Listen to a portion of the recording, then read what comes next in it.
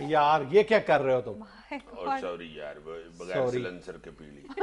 عزیزی صاحب اچھا سر یہ کیا وجہ ہے کہ ہمارے تینوں کرکٹرز کو بغیر کسی ثبوت کے سسپینڈ کر دیا گیا؟ آئی سی سی کے پاس اتنا بڑا اقدام کرنے کی ابھی تک کوئی جسٹیفیکیشن نہیں ہے، اور جب بھی کوئی جواز فراہم کرنے کی بات ہوتی ہے تو وہی کھسیانی بلی کھمبا نوچے. اچھا یہ جو کھسیانی بلی ہوتی ہے جب بجلی نہیں آ رہی ہوتی تو اس وقت غصے میں کھمبا نوچتی ہے. فضول بات، کبھی سیریس بھی ہوا کرو. اچھا میں یہ کہنا چاہ رہا ہوں کہ دیکھو آئی سی سی کو چاہیے تھا کہ اتنا بڑا اگر انہوں نے سٹیپ لیا ہے تو اس کے لیے جو پریلیمنری انویسٹیگیشن تھی وہ تو سامنے لے کے آتے، اس کے نتائج تو سامنے لے کے آتے. فرام دا ڈے فرسٹ اس وقت سے لے کر آج تک ایک بھی الزام ثابت نہیں ہو سکا، اور ٹریٹ ہمیں اس طرح کیا جا رہا ہے جیسے کوئی ٹیررسٹ ایکٹیویٹی پکڑی گئی ہے. یار انہوں نے ویڈیو دکھا دیا، اس سے زیادہ اور کیا وہ تمہیں دکھائیں. سب سے بڑا پرابلم یہی ہے کہ آج تک برٹش میڈیا جو ہے وہ اس ویڈیو فوٹیج کی جو سچائی ہے وہ ثابت نہیں کر سکا. یہی نہیں پتا چل سکتا کہ وہ جو ویڈیو ہے وہ میچ سے پہلے بنائی گئی تھی یا یہ جو ہیپننگ ہوئی ہے اس کے بعد بنائی گئی تھی. پھر تم دیکھو کہ صرف ایک بات سچ ثابت ہوئی ہے جو پریڈکشنز کی گئی تھی کہ جو نو بال مخصوص جو بتائے گئے تھے وہ ہوئے ہیں. اس کے بعد کئی باتیں جو ہیں وہ غلط ثابت ہوئی ہیں. اسی گفتگو میں یہ کہا گیا تھا کہ سلمان بٹ جاتے ہی وکٹ پہ پہلے اوور میں ہی وکٹ کو ٹیپ کرے گا اور اس کے بعد وہ پہلا اوور میڈن کھیلے گا. یہ نہیں ہوا. ٹیپ تو ہر پلیئر، ہر اوپننگ پلیئر بلکہ ہر بیٹسمین جا کے وکٹ کو ٹیپ کرتا ہے. اس کے بعد وہ اوپننگ اوور میں اس نے 3 رنز بنائے ہیں. یہ بات غلط ثابت ہوئی ہے، اور بھی کئی پریڈکشنز غلط ثابت ہوئی ہیں. اور یہ تم دیکھو کہ جس کے بارے مظہر مجید جس کو کہا گیا ہے کہ وہ میچ فکسر تھا اور ایک دن کے بعد ہی اس کو چھوڑ دیا گیا ہے، وہ 27 کمپنیوں کا باقاعدہ ڈائریکٹر ہے، آفیشیل کمپنیاں چلا رہا ہے. اور اس کا جو بھائی ہے اظہر مجید، بڑا بھائی جو ہے، وہ وہاں پہ ٹی بی ایل سپورٹس کے نام سے پلیئرز مارکیٹنگ کی ایک بہت بڑی فرم چلا رہا ہے، جس کے ساتھ اکثر جو پاکستانی پلیئرز ہیں ان کے باقاعدہ ریٹن ایگریمنٹس اور کانٹریکٹس موجود ہیں. وہ ساری یعنی پلیئرز نہیں یار بالکل نہیں، وہ باقاعدہ آفیشیل ہے کہ آپ پلیئرز کی جو ایکٹیویٹیز کو بھی سیل کرتے ہیں. اور وہ یہی کر رہا تھا.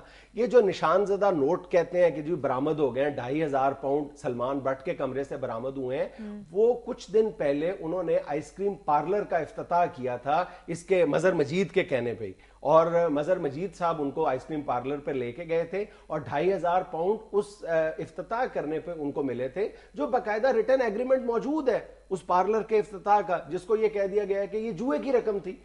تو حد ہو گئی ہے یار. ویسے ایک منٹ یار، یہ سوری، اوئے ہوئے ہوئے ہوئے، یہ آواز کے بغیر اچھا یہ آواز کے بغیر نہیں پی سکتے آپ؟ نہیں پکڑتے اس طرح کی بدتمیزی، آگے بات ہونے دو. اور پھر سلمان بٹ پہ یہ الزام عائد کیا گیا کہ تم نے مخصوص اوور جو ہیں وہ جان بوجھ کے محمد عامر کو اور محمد آصف کو دیے ہیں. او بندہ خدا، بھئی ایک عرصے سے جو اٹیک بالنگ ہے وہ پہلا اوور جو ہے وہ محمد عامر کر رہا تھا، اور اگر پہلا اوور محمد عامر نے کیا ہے تو لامحالہ تیسرا اوور بھی محمد عامر ہی کرے گا نا. تیسرا اوور کس نے کرنا تھا؟ اور دوسرا اوور الٹیمیٹلی آصف کر رہا تھا. اس میں سلمان بٹ کا قصور کہاں سے آ گیا؟ ظاہر ہے اگر محمد عامر نے پہلا اوور کرایا تو دوسرا فاسٹ بالر جو ہے وہ محمد آصف ہی ہے. ادھر جا کے وینا خان نے تو نہیں نا اوور کرایا تھا. اس کا کرکٹنگ نالج ذرا دیکھو.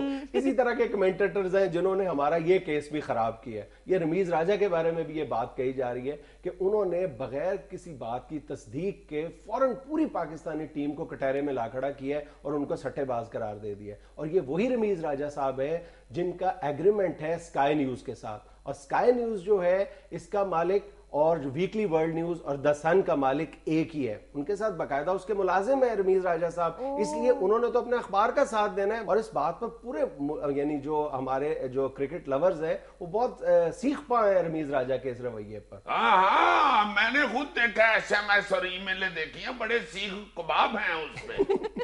اچھا یہ بھی کیسا اتفاق ہے، یہ منافقت ہے، سازش ہے. ذرا اس بات پہ غور کرو کہ ڈوپ ٹیسٹ کے لیے بالکل ایٹ رینڈم جیسے آپ قرعہ اندازی کرتے ہیں، کچھ 2 یا 3 پلیئرز کا نام آپ چن لیتے ہیں اور ان کا ڈوپ ٹیسٹ کیا جاتا ہے. ان 3 پلیئرز کو پابندی کی زد میں لایا گیا ہے، اور انہی 3 پلیئرز کا جو ڈوپ ٹیسٹ میں نام آیا وہ بھی سلمان بٹ کا، آصف کا اور عامر کا ہے. یہ کیسا اتفاق ہے؟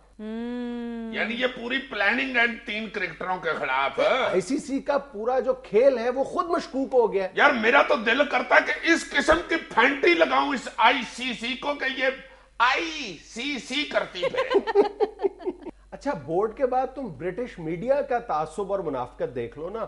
کہ جب وسیم اکرم اور وقار یونس نے ریورس سوئنگ پر عبور حاصل کیا، کمال حاصل کیا، تو اس وقت انہوں نے اس ریورس سوئنگ کو چیٹنگ اور ٹیمپرنگ قرار دیا، اور اس کے بعد 3 سال بعد جب خود ان کے بالرز نے ریورس سوئنگ شروع کی تو یہی جو چیٹنگ تھی یہ آرٹ قرار پائی۔ یار تم نے وہ کہاوت نہیں سنی ہوئی، جس کی لاٹھی اس کی مجھ؟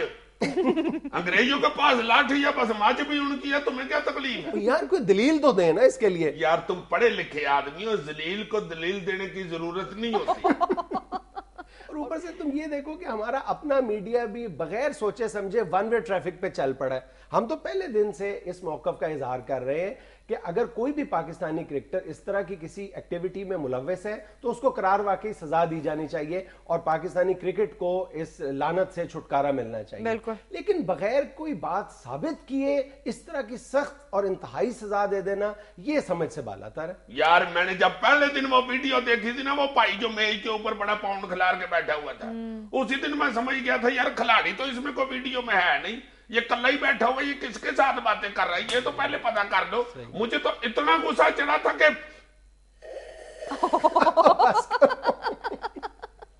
دنیا میں لینا ایک چھوٹا سا وقفہ، ہمارے ساتھ رہیے گا۔ مجھے جب غصہ چڑھے نا تو میں بہت زور سے چائے پیتا ہوں۔